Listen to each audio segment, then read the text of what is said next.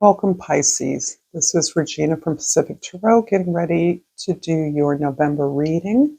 This is a general reading and it's not going to resonate for all of you. For those of you interested in a personal reading, the information for that is in the description box below, where I detail a 50% off discounted sale on all readings. And I've clarified the discount price in the list of readings below. So with the holidays approaching, it could make a great gift. And if you're interested at all, please take advantage of this offer. So I'm grateful to have you with me and grateful to be here. In November, there are a couple of things that are marking this month as extraordinary. On the 1st of November is a new moon in Scorpio, and the ruler of Scorpio, Pluto, is moving later in the month, transitioning into Aquarius for the next 20 years. This ends Pluto's long transit through Capricorn and is significant for any of you with strong Pluto or Capricorn placements. I know there are some Pisces out there that this is resonating for. Your overall energy for the month is the Devil, and I do believe that Capricorn received this overall energy card. This is about your understanding the degree to which you have been conforming and rebelling against the status quo. This was unlikely to be something that you just began, an awareness that just became. This is something you've been long trying to resist, trying to push out. Breakthrough is a better word. And you're now in a position to step up to the greater responsibility and freedom of moving from a place of your own intentions, claiming what you want and your deservedness to have it. There is a conditioning that you have been moving against, and it isn't just conditioning from our family of origin. This is something that is socially imposed as well, that there are ways that we've been labeled, that we have attempted to conform to for what we believe to be our success. And you are recognizing as you unfold and develop your own voice and vision that you actually are putting that vision at the center of your efforts to develop and evolve. In the 10th house, the house of your social identity, the way others see you, the Six of Swords is describing this way in which you are moving past the conventional or traditional trajectory of your career or your employment or the way that you are positioned in society. Whatever role you have assumed, you are understanding that it is limited. You are not seen in an environment. This can be a community as well as a professional or work environment in which you cannot contribute to a solution, to an improvement, because of the chaos and the inability to recognize your value.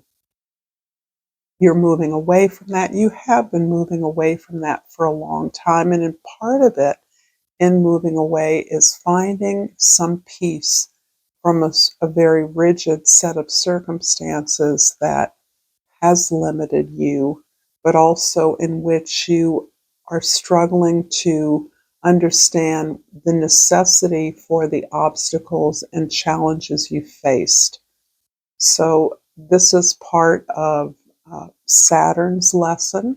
The Devil represents Saturn, the taskmaker, that as we develop and unfold more of our self-definition, the experience of our gifts and our talents, then we become self-defining. Sometimes it's in opposition to the way we've been defined, and sometimes it's merely looking for a safe space to explore these talents and a development of your own vision. But either way, you're looking for peace and acceptance of this path that you have at some level chosen for yourself. In the first house, your perspective, your attitude, your approach. The Knight of Pentacles is about your casting about and looking at the potential opportunities around you, a plan you'd like to employ just to get you started. You're aware that some aspect of what you would like to do or is a role that you need training in. You need to learn how to do something. It appears to me that many of you have contributed to the success of others, but building that for yourself is very different.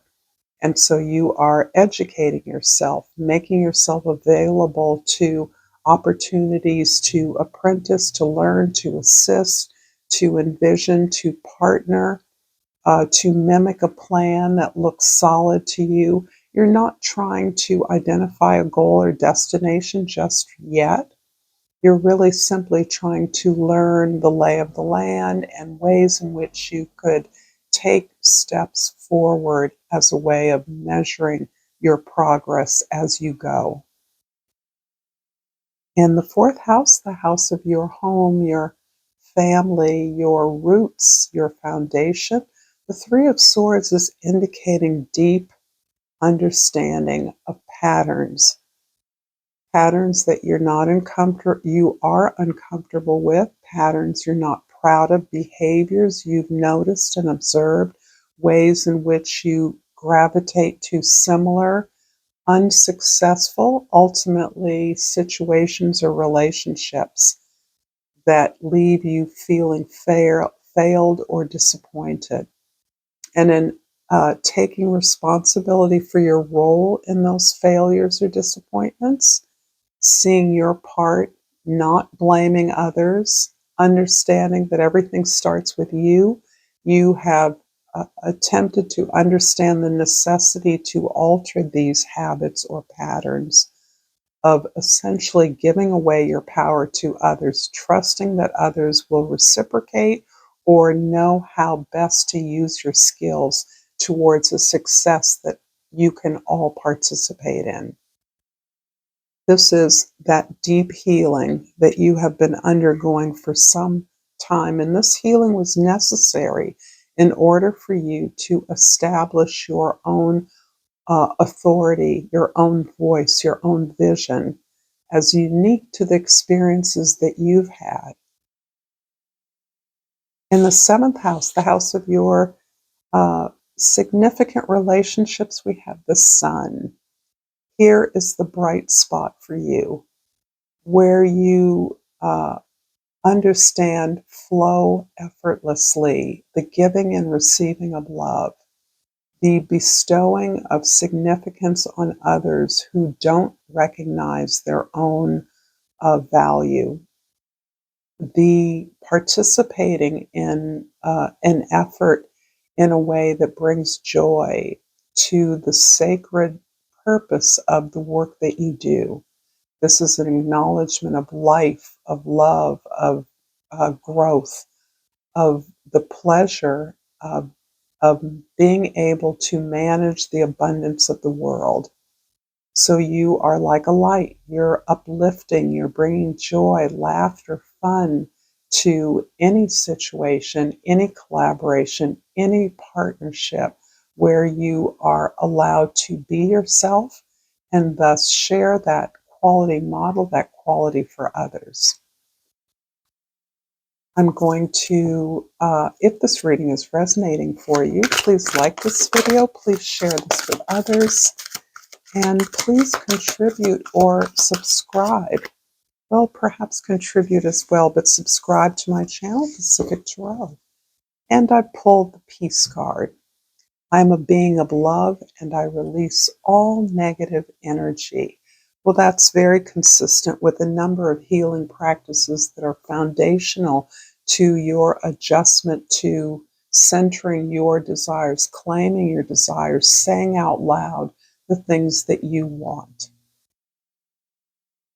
And just claiming that gives you a sense of peace and resolve, helps you to remove the blocks and restrictions that you have been experiencing.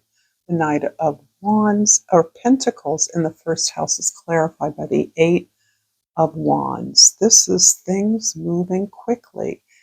Feels like assistance to your attempt to plan or propose the next step forward, progress. You are very practical, very determined, and you are disciplined in your approach. You want concrete results, you need concrete steps. And it looks as though you're getting the information and the support from others who want to see you evolve or develop on this path, who would like to include you in their projects. This is where your value is suddenly emerging to others when perhaps in the past you were not aligned with the values of an organization or a team, or you were underserved in some way, under-recognized for your stellar contribution. You're now being solicited, you're now being invited, you're now being welcomed into spaces that were not perhaps respectful to you in the past. But there is a lot of help for you. There are a lot of people that see their own success in your success, and that's the kind of leverage we're looking for here.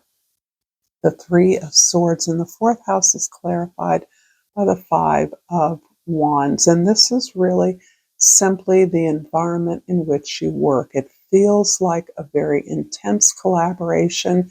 You work closely with others, you support each other, you discuss efforts that you're making as a team. You may have disagreements, but you all take responsibility to bring the information necessary to make the right moves to enhance the success of your project. So this feels very much like a way that you work that is less hierarchical than it is collaborative. And in that way, everybody gets to take credit for the success of a project. My ear just popped. The Sun in the seventh house is clarified by the Ten of Wands. Tons of growth here. You are releasing old burdens in a way that is related to your relationships. This feels like relationships in the past. There's a certain role that you played in bringing the joy, the happiness, being who you are, coaxing that joy out of others. You now understand that that really isn't your job, that it isn't something that actually one person can do for another. We're all responsible to find our own joy, our own happiness. It can't be given to us. And perhaps in the past, it's a role you played, believing that you could ease the pain or discomfort of others who you recognized were in real pain with the joy of being alive. The play, the recreation, the sociability that you bring in any effort so you can know how to make work like play. And in the 10th house, the Six of Swords is clarified by the Death card. What I didn't say about the transition that you're going through in terms of your significant relationships is this releasing responsibilities that don't belong to you. This is part of your greater, I'm saying rebellion, but it's more like a revolution around the way that you've been conditioned to behave in the social world and the way that you now see you are empowered and limitless in building something in the world for the world.